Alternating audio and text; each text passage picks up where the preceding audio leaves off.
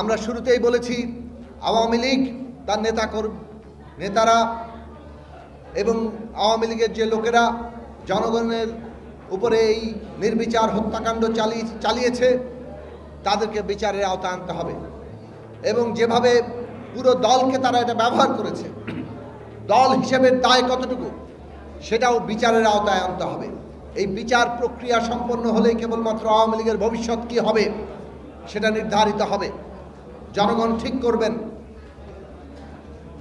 কিন্তু বিচার না হয়ে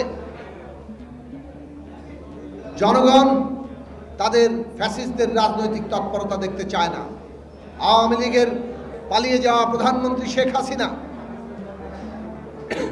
আমরা দেখেছি এখনো পর্যন্ত টেলিফোনে নানা ধরনের উস্কানি তৈরি করে দেশে অস্থিতিশীলতা তৈরি করার চেষ্টা করছেন। সেই চেষ্টা জনগণ ঐক্যবদ্ধভাবে রুখে দিবে সেইটা আমরা প্রত্যাশা করি এবং আমরা মনে করি জনগণ ঐক্যবদ্ধ আছে, তাদের এই সমস্ত চেষ্টা ব্যর্থ হয়ে যাবে। নানা ধরনের অস্থিতিশীলতা তৈরির চেষ্টা চলছে।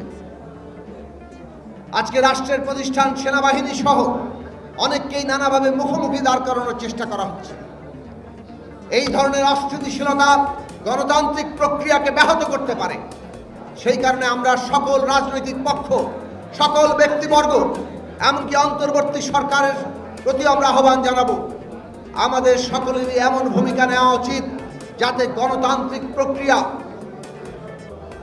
অব্যাহত থাকে এবং এই গণতান্ত্রিক প্রক্রিয়ার মধ্য দিয়ে আমরা এই দেশের মানুষের স্বপ্নকে সত্যে পরিণত করতে পারি, একটা গণতান্ত্রিক রাষ্ট্র এবং সংবিধান প্রতিষ্ঠা করতে পারি।